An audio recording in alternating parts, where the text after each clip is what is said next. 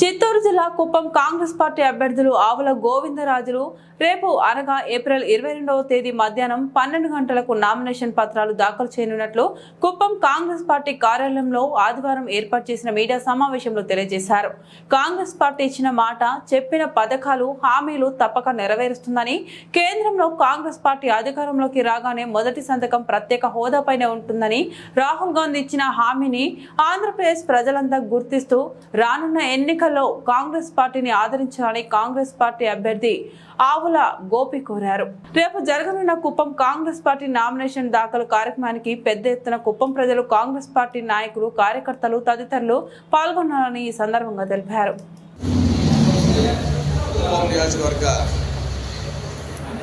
ప్రజలకి మరియు కాంగ్రెస్ పార్టీ నా కుటుంబ సభ్యులందరికీ కూడా హృదయపూర్వక నమస్కారాలు తెలియజేసుకుంటున్నా.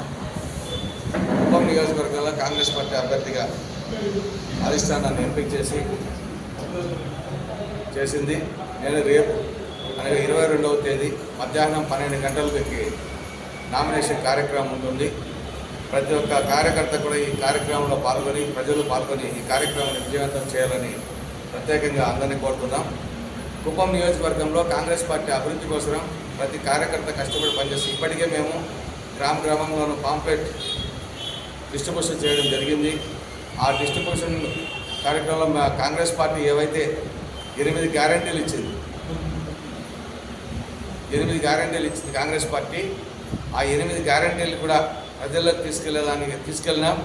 ఇక కూడా మాకు కావాల్సినంత సమయం ఉంది కాబట్టి ప్రజల్లో కాంగ్రెస్ పార్టీ యొక్క పథకాలు, ఎందుకంటే కాంగ్రెస్ పార్టీ చెప్పిన మాటను ఎప్పుడు కూడా తప్పకుండా నిలబెట్టుకు అమలు చేసింది. ఈరోజు అదే కాంగ్రెస్ పార్టీ రాహుల్ గాంధీ గారు ప్రధానమంత్రి కాబోతారు. కేంద్రంలో కాంగ్రెస్ పార్టీ అధికారంలోకి వస్తుంది. అధికారంలోకి వచ్చిన వెంటనే ప్రతి మహిళకి 8,333 రూపాయలు, అంటే గత 10 సంవత్సరాలు కాంగ్రెస్ పార్టీ అధికారంలో ఉన్నప్పటికీ ఇప్పటికీ ఒక కుటుంబం మీద పడుతున్నటువంటి భారం ఎంత అంటే 8,333 రూపాయలు. ఆ డబ్బుని కాంగ్రెస్ పార్టీ అధికారంలోకి వస్తే కాంగ్రెస్ పార్టీ ప్రతి మహిళకి ప్రతి నెల వాళ్ళ అకౌంట్లోకి వేయడం జరుగుతుంది. దానివల్ల ప్రతి మహిళ సంవత్సరానికి 1,00,000 రూపాయలు ఆదాయం పొందవచ్చు. ఆమె కుటుంబాన్ని ఆమె పోషించుకోగలుగుతుందని ఈ పథకాన్ని ప్రవేశపెట్టారు. శ్రీమతి సోనియా గాంధీ గారు, శ్రీమతి శర్మిలారెడ్డి గారు ఇద్దరు కూడా వాళ్ళు మహిళలే కాబట్టి మహిళల బాధలు తెలుసుకొని ఈ పథకాన్ని ప్రవేశపెట్టడం జరిగింది.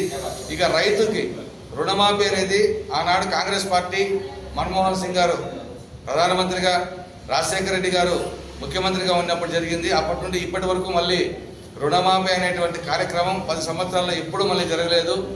అందుకనేసి రైతుల కోసం 2 లక్షల రుణమాఫీ కార్యక్రమం పెట్టింది. దాన్ని కూడా తప్పకుండా అమలు చేస్తారు. ఇక ఆ రోజు ఇందిరమ్మ ఇల్లు అనేది ప్రతి ఒక్కరికి ఇస్తూ ఉండ్రి. ఇప్పుడు ఏ పార్టీ ఉంటే వాళ్ళ కార్యకర్తలకు మాత్రం ఇవ్వడం జరుగుతూ ఉంది.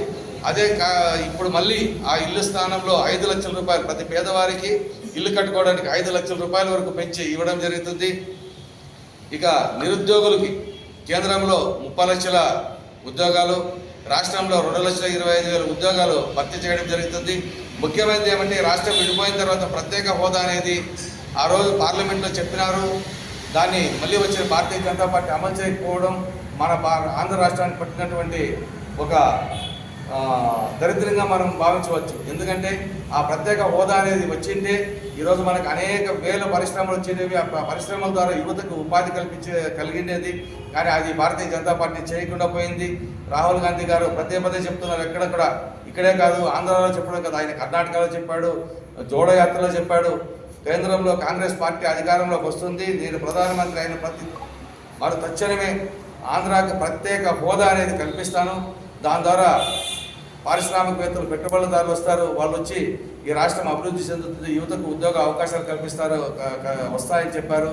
దానికోసం ప్రజలందరూ కూడా ఆలోచన చేసి ఈ రాష్ట్ర బాగు కోసం ఏ పార్టీ అయితే ఈ రాష్ట్రాన్ని మళ్ళీ అభివృద్ధిలోకి తీసుకొస్తుందో గమనించి ప్రతి ఒక్కరు కూడా కాంగ్రెస్ పార్టీకి కాంగ్రెస్ పార్టీ అభ్యర్థులకు మద్దతు ఇచ్చి అటు కేంద్రంలో రాహుల్ గాంధీ గారిని, ఇటు రాష్ట్రంలో శ్రీమతి శర్మిలారెడ్డి గారి నాయకత్వాన్ని బలపరచాలని ఈ కుప్పం నియోజకవర్గ ప్రజలందరినీ కూడా మేము వేడుకుంటున్నాము.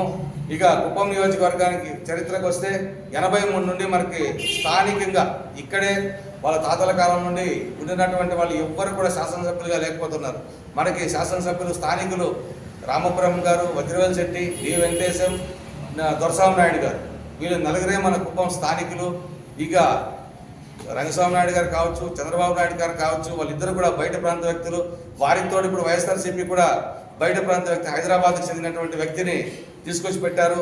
ఇదంతా కూడా ప్రజలు, యువకులు ఆలోచన చేసి ఈ కుప్పం అనేది మంది, మనం ఈ కుప్పంలో పుట్టాం, మనము ఈ కుప్పం అభ్యర్థులు ఎవరైతే పోటీ చేస్తారో వాళ్ళకు మద్దతు ఇవ్వాలని, వాళ్ళనే గెలిపించుకోవాలని నేను మీ మీడియా ఛానల్ ద్వారా ప్రతి ఒక్కరిని పేరు పేరున కోరుతా ఉన్నాను. ప్రతి ఒక్కరు కూడా ఈ విన్నపాన్ని మన్నించి ప్రతి ఒక్కరు కూడా ప్రజలు, యువకులు మాకు సహకరిస్తారని, ఖచ్చితంగా కాంగ్రెస్ పార్టీని బలపరుస్తారని నేను ఆశాభావాన్ని వ్యక్తపరుస్తున్నాను. జై హింద్, జై కాంగ్రెస్. జై కాంగ్రెస్.